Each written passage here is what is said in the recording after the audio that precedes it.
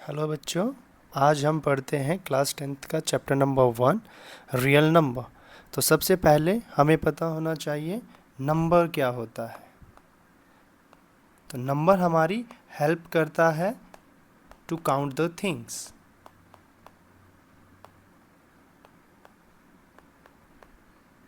Example के लिए number of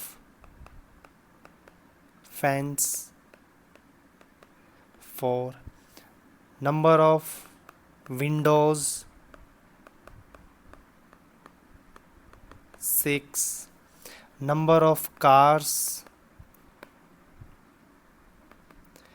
35, number of boys in class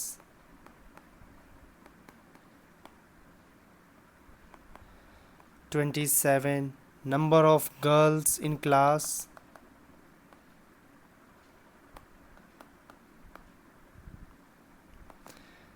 25। तो बेसिकली जो ये नंबर है हमारी हेल्प कर रहा है, हमें ये बता रहा है कि कौन सा कितना प्रेजेंट है, यानी कि क्वांटिटी हमें बता रहा है। नंबर हमें बताता है क्वांटिटी।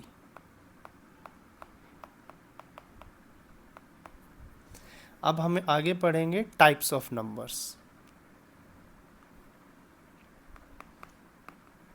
तो सबसे पहले होता है हमारा नेचुरल नंबर, और नेचुरल नंबर को हम कैपिटल N से डिनोट करते हैं। और नेचुरल नंबर हमारे वो नंबर होते हैं जो 1 से स्टार्ट होते हैं और इन्फानाइट तक जाते हैं। तो these are those numbers which started from 1 and goes to infinite. उसके बाद आता है हमारा होल नंबर।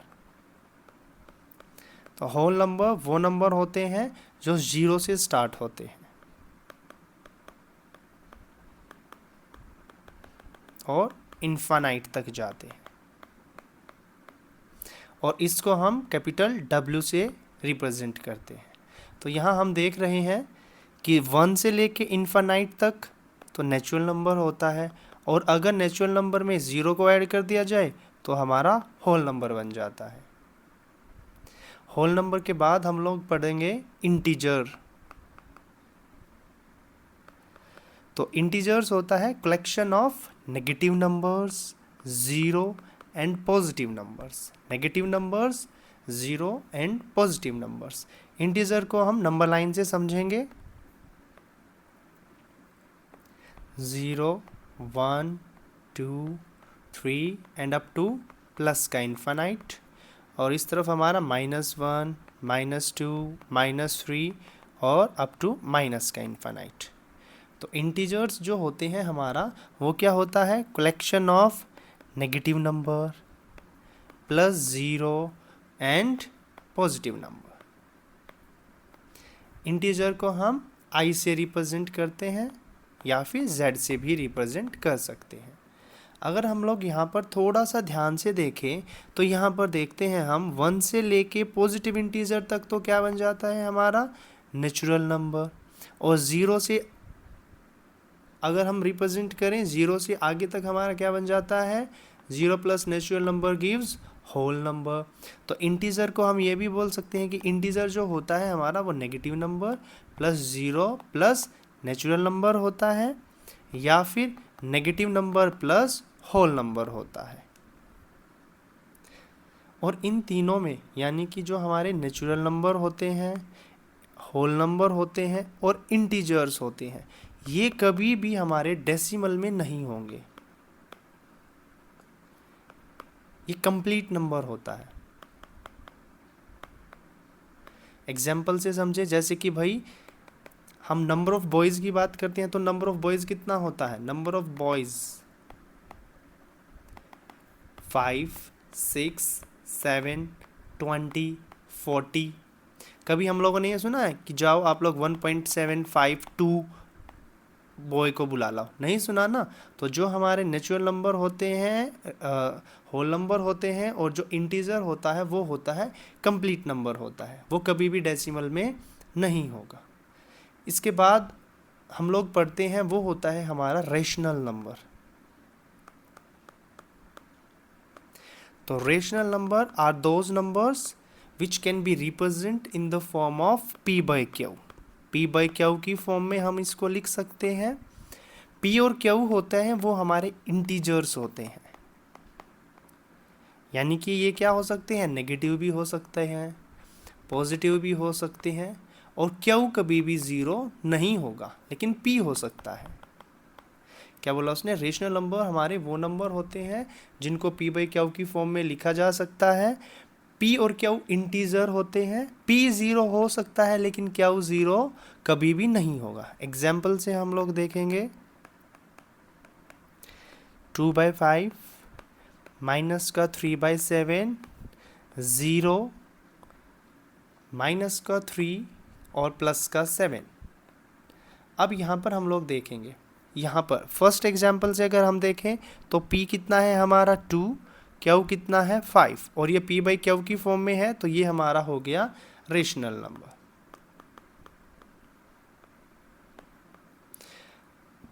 -3/7 को देखेंगे, p कितना है हमारा माइनस का 3, क्यू कितना है 7, तो ये भी हमारा p बाई क्यू की फॉर्म में है, तो ये भी क्या हो गया हमारा रेशनल नंबर। अब हम देखेंगे 0, क्यों 0 को लिख सकते हैं ना 0/1, p equals to 0 and Q equals to 1। p हमारा 0 हो सकता है लेकिन क्यू कभी भी 0 के इक्वल नहीं होता, लेकिन यहाँ पर हमारा क्यू कितना है 1 है, सो 0 इज अ रेशनल नंबर। अब हम बात करते हैं 5, तो 5 को हम लिख सकते हैं 5/1, तो यहाँ पर p हमारा कितना हो गया 5 और क्यू हो गया हमारा 1, तो ये भी हमारा p बाई क्यू की फॉर्म में हो गया, तो ये बन गया हमारा रेशनल नंबर। नेक्स्ट हम बात करते हैं, जैसे हम लोगों ने 9th क्लास में पढ़ा था कि जो रेशनल नंबर होते हैं वो टर्मिनेटिंग होते हैं।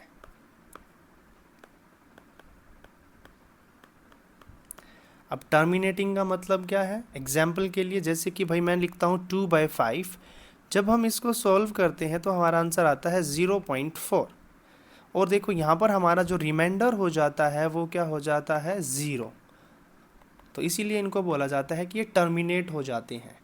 ठीक है, तो रेशनल नंबर हमारे क्या होते हैं, टर्मिनेटिंग होते हैं, और अगर नॉन टर्मिनेटिंग है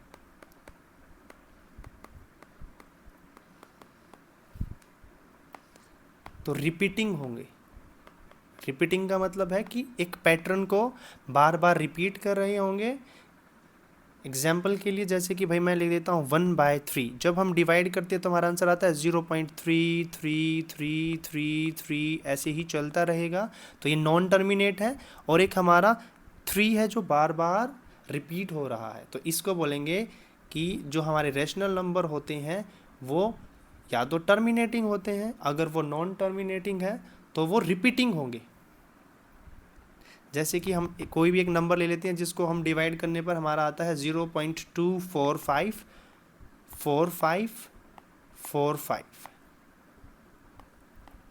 तो इस तरह के नंबर को हम क्या बोलेंगे कि ये हमारा रेशनल नंबर है, क्योंकि ये क्या कर रहा है, एक पैटर्न को फॉलो कर रहा है। 425 बार बार रिपीट हो रहा है। और हमने सीखा भी था पहले भी, जैसे कि हम 9th क्लास में सीख चुके हैं कि इसको हम लिख सकते हैं 0.2425 बार। इसके बाद आता है हमारा इरेशनल नंबर।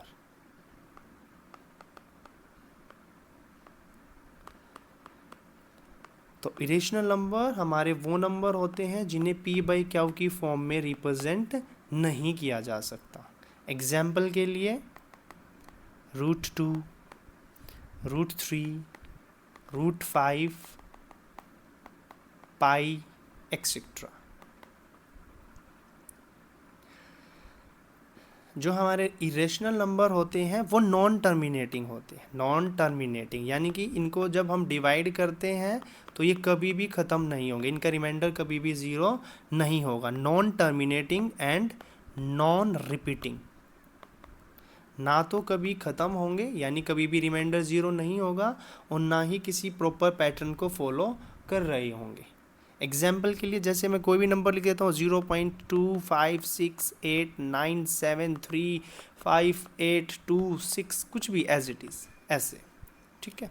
और अगर हम दूसरी तरह से देखें तो अगर हमारे पास रूट के अंदर इम्परफेक्ट स्क्वायर नंबर आ जाता है, इम्परफेक्ट स्क्वायर नंबर आ जाता है तो वो हमारा बन जाता है irrational number. Imperfect square number example जैसे √2 सॉल्व नहीं कर सकते, √3 नहीं सॉल्व कर सकते, √5 नहीं कर सकते। वैसे तो हम कर सकते हैं लेकिन प्रॉपरली नहीं कर सकते, ठीक है। अगर हमारे पास रूट के अंदर परफेक्ट स्क्वायर नंबर आ जाता है तो ये हमारा होता है रेशनल नंबर। एग्जाम्पल से ही देखेंगे, जैसे कि भाई मैंने लिख दिया √4, तो √4 को सॉल्व करेंगे तो 2 आएगा और 2 को 2/1 लिख सकते हैं। तो यहाँ पर p मेरा कितना हो गया 2 और q मेरा कितना हो गया 1, तो this is a rational number. फिर आता है भाई हमारा प्राइम नंबर।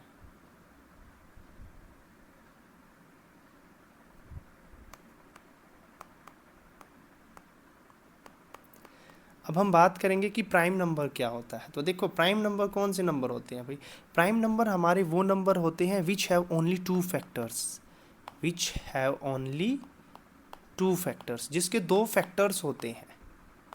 एग्जाम्पल से समझते हैं, जैसे भाई मैंने लिख दिया 2, 2 किस किस से डिवाइड होता है 1 2। जैसे मैंने लिख दिया 3, 3 के क्या फैक्टर्स होंगे 1 3। जैसे मैंने लिख दिया 5, 5 के क्या फैक्टर्स होंगे 1 5। मैंने लिख दिया 7, 7 के क्या फैक्टर्स होंगे 1 7। तो ये सारे हमारे क्या हैं प्राइम नंबर्स हैं।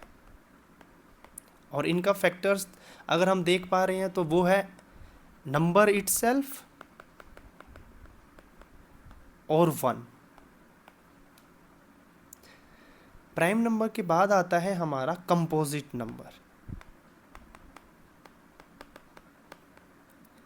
कंपोजिट नंबर हमारा वो नंबर होता है which have factors more than 2, having factors more than 2, 2 से ज़्यादा जिसके फैक्टर होंगे उसको कंपोजिट नंबर बोलेंगे। एग्जाम्पल के लिए देखते हैं, जैसे कि भाई मैंने लिखा 4, तो 4 के फैक्टर्स देखो 1 2 4, 6 1 2 3 6 8 1 2 4 8। तो दीज नंबर्स आर का कंपोजिट नंबर्स बिकॉज इनके फैक्टर्स क्या है मोर देन 2 है, यानी 2 से ज़्यादा जो फैक्टर होते हैं तो हमारा क्या बन जाता है कंपोजिट नंबर बन जाता है। कंपोजिट नंबर के बाद आता है हमारा को प्राइम नंबर।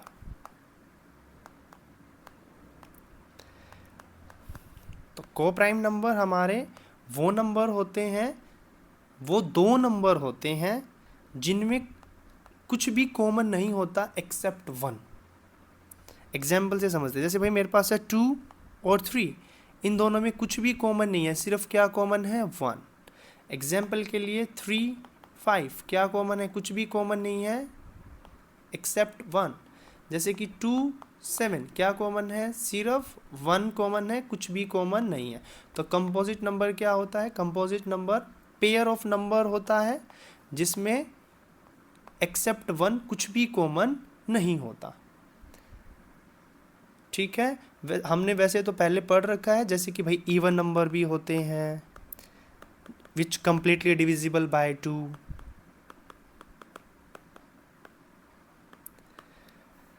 जैसे हो गया 4 2 6 8 10 12, ये इवन नंबर हो गया। फिर आता है हमारा ओड नंबर।